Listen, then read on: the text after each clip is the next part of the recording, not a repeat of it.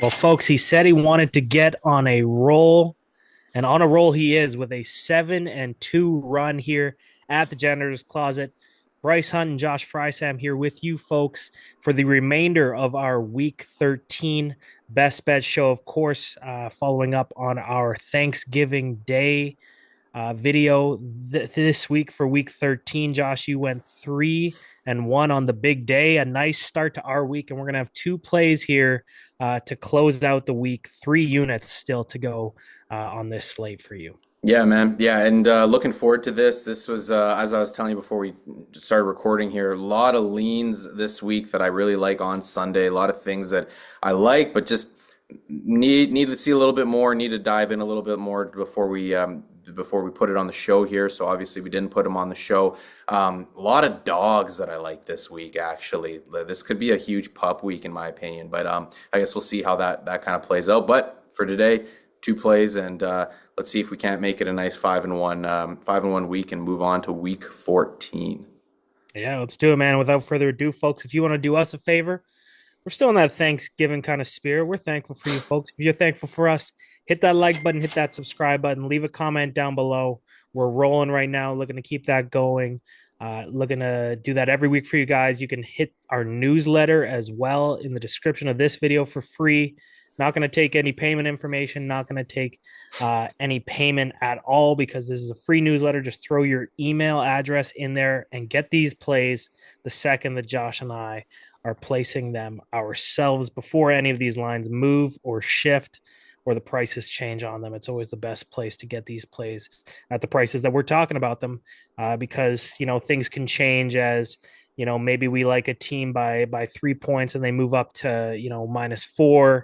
That can turn into a non-play at that price. So definitely Sure. want to get in the subscription to the newsletter. And Josh mentioned his leans.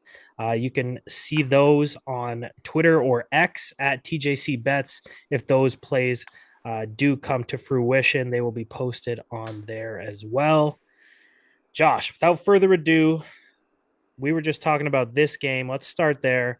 Sam Darnold taking on his former team, the Minnesota Vikings. Yeah, Sam Darnold, Max Brosmer, just as we all had it laid out at the beginning of the season, right?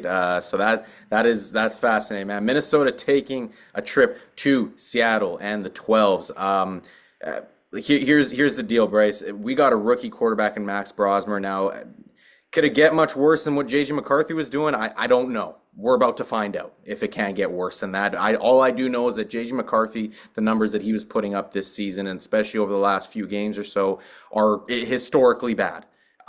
He is among the worst quarterbacks, if not the worst, in a lot of statistical categories in the last, I don't know, 3, 4, 5 decades. So it's been a bad run for the Minnesota Vikings offense.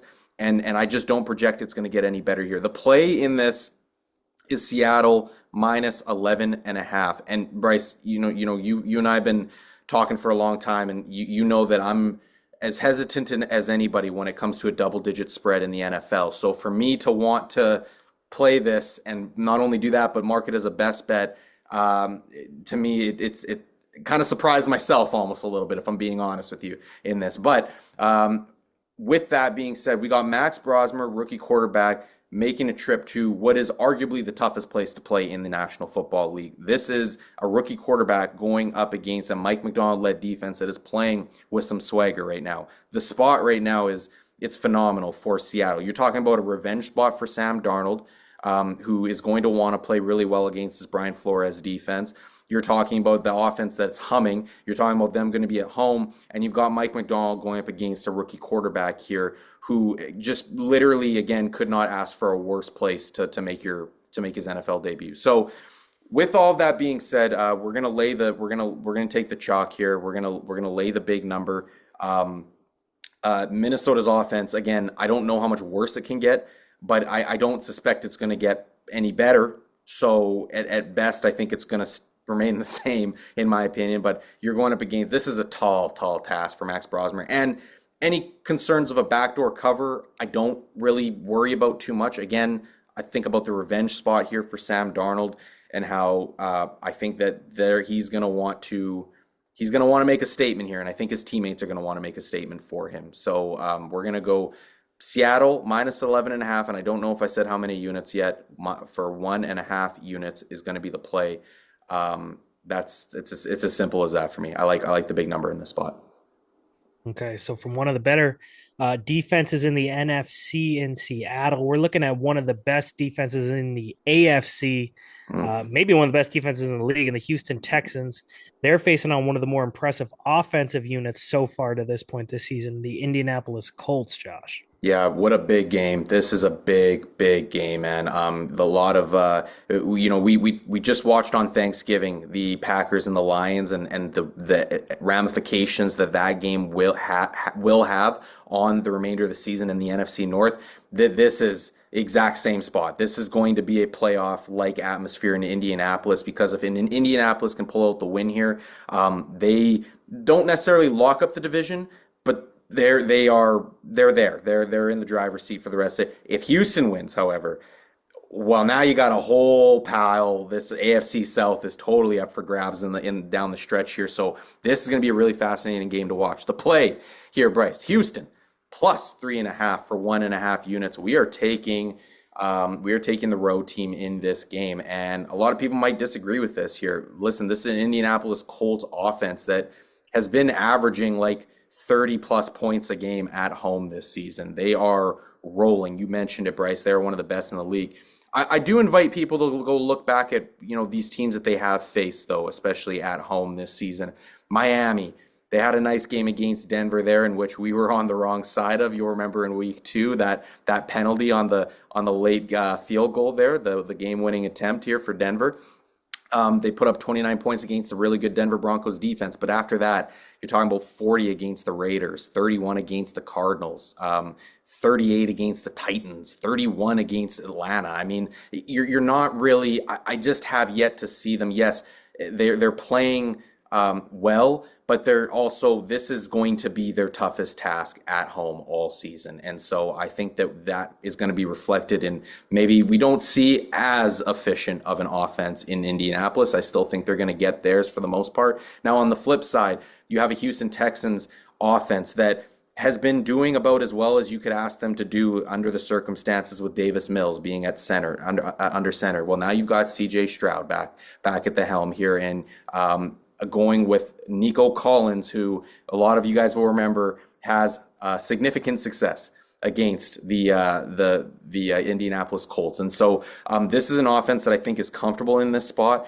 It's a team as a whole, now that they've got their starting quarterback back, that is going to be buzzing with confidence. They understand the importance of this game. They understand the magnitude of it. 3.5 points. I'm not suggesting that Houston is going to win this game. I think they absolutely could. We don't need them to. I mean, 3.5 points. This number's been bouncing back between 3.5 and 3 all week. So the fact that we get the hook there at 3.5, I really like this. I think this is going to be a close game. Quite frankly, I'm not sure if it's going to be high scoring or if it's going to be low scoring. I don't know how I don't know how this is going to shake out. The other thing that I will just mention, as far as Indianapolis Colts on defense, the other part that gives me confidence with this Houston Texans offense, Indianapolis Colts defense has kind of just been sneaky cracks in the armor, especially in the run game lately. They have been allowing a lot of success in the run game, and now you've got Woody Marks, a really electric running back, and this Houston Texans offensive line that has been. It's actually been improving slowly but surely a little bit over the course of the season. It's still the weak part of this team, but I think that Houston is going to be able to find some success in the run game in this game, despite going up against some big names like DeForest Buckner and company. But this is going to be, I think, this is a good spot for Houston, in my opinion, for them to go cover a number. Again, we'll see if they win, but I really do like Houston plus 3.5 for 1.5 units. Also worth noting, Daniel Jones with that fractured fibula, gonna have Anderson chasing him all day. Yeah. We'll see how evasive he can be in the pocket. So we'll be rolling with the Houston Texans plus 3.5 for 1.5 unit as our second and final play. Our first, as a reminder, was the Seattle Seahawks minus 11.5 for 1.5 units. Josh, that'll wrap up our plays for week 13. Folks, we appreciate you tuning in. We mentioned we might have some leans. Take it over to X to see if those come to fruition.